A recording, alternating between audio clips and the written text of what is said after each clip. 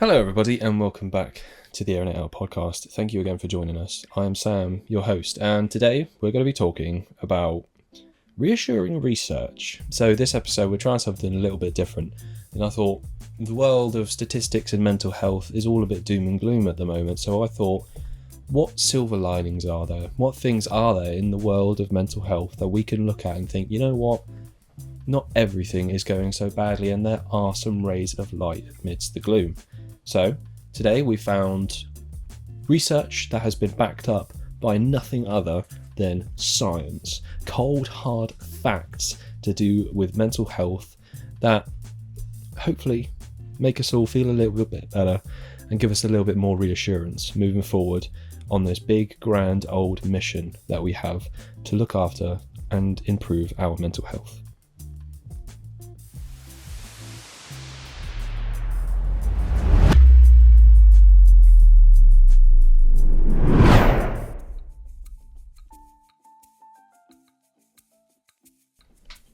So the first thing that we're going to look at is that people are becoming more conscious of their mental health. Now, let me refer to my notes here. So, a study from the BACP in 2025 shared numerous insights into mental health in counselling and therapy. One of the things that they found is that fewer people have stigmas towards mental health. And in 2020, they found that 46% of people had some kind of stigma towards mental health, whereas in 2025 it has dropped to 42%. Now it's only a 4% decrease, but at the same time, over that period of time, we are seeing that decline in the stigma towards mental health, and that tells me that people are being more open, conscious, and improving their awareness of mental health. Good progress, good start. So just to preface, all of these statistics from the BACP were done in 2025. Another one is that 75% of people who had therapy would recommend it to somebody who is having mental health struggles or is having difficulty with their emotions. 64% of people under the age of 25 said that COVID made them think about their mental health more. Now, for better or for worse, I think that having that awareness is ultimately beneficial. We're able to look at ourselves and say, actually, okay, something is going on, not just kind of riding the wave and reacting to everything, but being a little bit more conscious. I see that as a good thing. And lastly, from the BACP, 1 in 3 people with common mental health issues such as depression and anxiety are receiving treatment for them, whether that be through talking therapy, through taking medication, or through both. A statistic that we have from Mind, bear in mind all of these statistics will be in the description, so if you wanted to go and have a look for yourself, please find them down below, is that 1 in 3 people who have common mental health issues, such as depression and anxiety, are actually receiving treatment for them, whether it be through talking therapies, medication, or both. So I'm not going to beat around the bush. All of the articles that I found weren't all positive. There were some which highlighted negative statistics around mental health. One of them was the public attitudes towards mental health are actually beginning to decline for the first time in a while. However, one of the silver linings within the article was that public attitudes towards people joining their families through marriage with either depression or schizophrenia. In 2024, it's gone to about 80% of people would be happy and willing to have somebody who has those conditions integrated into their family. Whereas in 2007 it was only at 52%.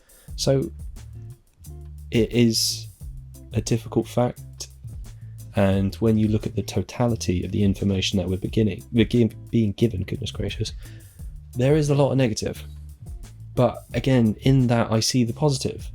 So that's a discrepancy of a large amount, 28%. I can't do maths in my head at the moment. But that's 28% more people since 2007 who have learnt about depression or have begun to understand schizophrenia and had empathy towards it, and who are now willing to embrace them into their lives if that were ever the situation. And that's good. That's good news, man. Okay, so something that we're going to do for each of these is what can we take away from this? And for this first one, that people are becoming more aware of their mental health, is that while the struggle does continue and the progress that we are making might be steady, it is there. and it is happening. And in the words of Alexa Knight, director of the Mental Health Foundation England, what she says is what we need for mental health is pushing towards investing in good mental health, better awareness, tackling the root causes, challenging stigmas, and a focus on building blocks for good mental health. This is our mission. This is what we got to carry on doing. We are doing it, and there are shifts in the tide. But it's about where we put that effort. Now, there is a lot going around at the moment about how a lot of mental health awareness isn't always the best. But if we follow these simple steps, as laid out by the Director of Mental Health England, Alexa Knight, thank you, then we can only continue to make more positive progress. By the way, I said what she had to say verbatim. It wasn't exact. If you want to see it in her own words, there is a fantastic article on mentalhealth.org.uk, which again you can find below in the description. Okay, now ladies and gentlemen, we are going to be talking about how gratitude has been scientifically proven to improve happiness. I have mentioned this before, but I have brought the horse's mouth with me. As you might be able to see on the back shelf here, The Resilience Project by Hugh van Cuylenburg, an Australian fella, and I can't bring myself to articulate his name without an Australian accent because it sounds insulting. Cuylenburg. If you're watching this, Hugh, I'm sorry.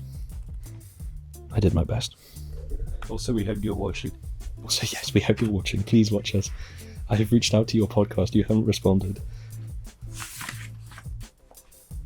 Okay, ladies and gentlemen, so in Hugh's own words, I'm not going to beat around the bush for this. He did a lot of research to create the Resilience Project. And the Resilience Project itself has been shown to do incredible things for people's mental health, well-being and stability. But I'm going to read it out here. So part of his research, he found this. Okay, so the practice of gratitude, focusing on the positive and the things you have. Seligman's well-known study of the positive effects of gratitude interventions was backed up by another couple of studies I was later drawn to. The practice of writing and delivering gratitude letters was shown in 2012 study to generate higher levels of happiness and life satisfaction, and fewer symptoms of depression in participants. The letter writers were asked to be reflective and write their letters expressively, and positive orientation lifted the indicators of well-being. A 2015 study looked at the impact of writing in a gratitude diary 3 times a week for 2 weeks. 3 times a week for 2 weeks. Even after that small time frame, those participants exhibited an increased sense of optimism and fewer signs of emotional distress. Now, these are only Hugh's words. These are Hugh's words, and they are encapsulating the research that was done by these people. If you want to look at the full extent of the scientific research, look at the findings, then I will get from this book the findings that are found in the back of them, referencing the research that was done. Also, read this book. It's really good. It'll make you feel happy and make you kind of appreciate and be grateful for stuff more. Massive in Australia. Make it massive here. So what can we take from this? We can take that just the simple process of taking a little bit of time. It can take 5 minutes to say something that you're grateful for, or create a gratitude journal and enter it 3 times a week. It has been proven, people, to improve your well-being and happiness. You said it there, Hugh said it there, and the research is there. Take a little bit of time, have a bit of gratitude, and I find it as well. I used to just do gratitude in the evenings before bed, and that would have an improvement on my day the following day, because I'd just look around at stuff and be like, yeah, you know what, that's cool, that is cool. But I start doing it in the mornings now, so twice a day, and it just accelerates that. Practice gratitude. It'll make you happier. And the science is there, so this isn't just conjecture. That's probably not the right word, but yeah, that's what we can take away. Little addition to that last one, if you are listening on Spotify or Apple Podcasts, or if you're watching on YouTube, if you leave a comment of one thing that you're grateful for and why you're grateful for it, we'll enter into a little giveaway. So one of you who is listening, and if you comment something that you're grateful for and why, has a chance to win a copy of that book. I'll talk about it, I say you should read it. Well, here's your opportunity. One of you will be receiving a copy of that book. So get involved, please, and you might win the book. So if there's only one of you, your chances are pretty good. On to the next one now. Our third study is that outdoor activities and being in nature are proven to make us happier, as opposed to being indoors or being in the city. Okay, so this is from a research paper or project called the Mappiness.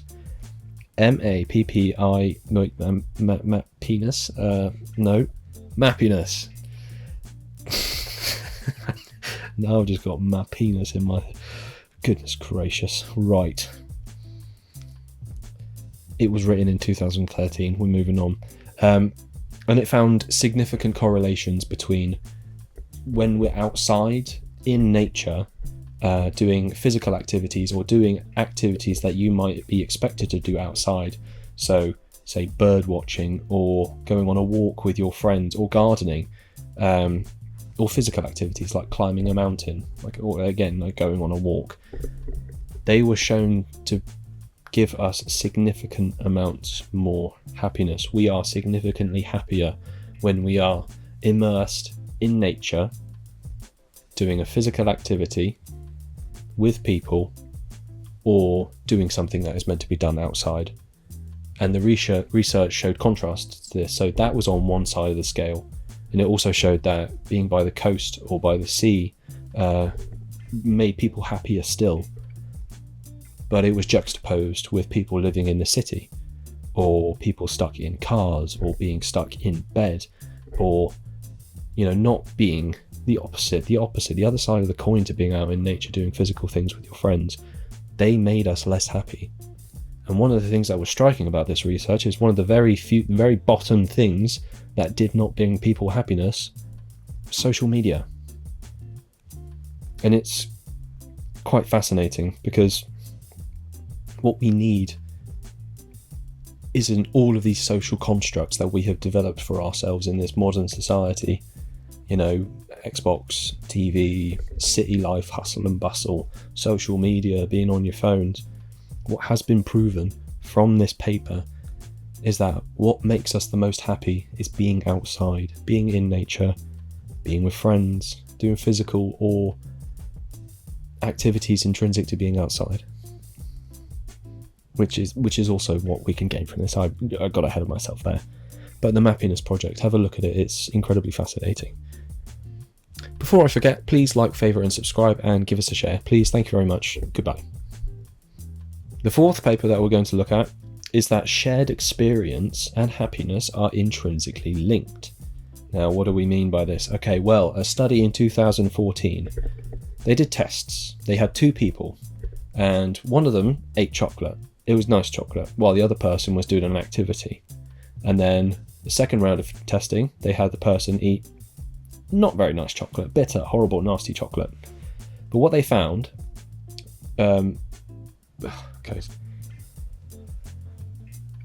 so number 4 is shared experience and happiness are intrinsically linked. Okay, now what does that mean? Well, let me explain. A paper in 2014 found that in testing, when they had one person eat some nice tasting chocolate while another person in the room was off doing another activity, that was the first round of testing. The second round of testing was that they got the person to eat a not very nice piece of chocolate while the other person was engaged in a different activity. The next phase of testing was that they had the two people eating the nice chocolate together, and they found that both of the people who ate the nice chocolate together at the same time enjoyed the experience that much more because they were together and they could share the experience of eating the nice chocolate together. It also worked on the other round of testing. When they had horrible bitter chocolate, they also were able to share that experience and learned that they enjoyed it less, and they were able to share and kind of relate that experience because they were together.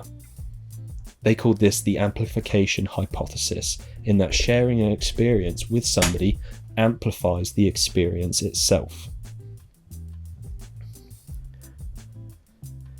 So what can we learn from this? Well, sharing is caring, okay? So doing something with somebody else amplifies the experience of doing it. Now, I'm the worst, well, I'm not the worst for it, but I'm not good for this because I'm a bit of a lonely soul. Like, I like doing things by myself. I like my time, I like my peace, I like my quiet. But it's not wrong. Like, you go out for a walk with your mate, or you go to the shop, you need to go get something from the shop, you give your mate up a call, oh, come on, you want to come with me? When we do things with other people, or we get people to tag along, or we tag along with other people, they become so much more enjoyable and memorable, rather than just kind of pottering about by yourself in your own head, doing your own thing, minding your own business. So let's do things with other people. Like, at the very least, so the experience for ourselves can be better, let alone the experience that they're having. So let's do things with each other. And it's funny because it relates to that last one that we had about going out in nature. Doing it and sharing it with somebody else. I could go and climb a mountain by myself. And I've thought about it. I've thought about taking myself off to a mountain and drive all the way up there. Walk all the way up there and then all the way back down. But when I've been up mountains, I've been with people. And sharing that with people has made it so much more enjoyable. So much more fun and engaging because you're there, doing it, sharing it, struggling through it, getting to the top of it, and having that reward and being able to share that reward with somebody else. A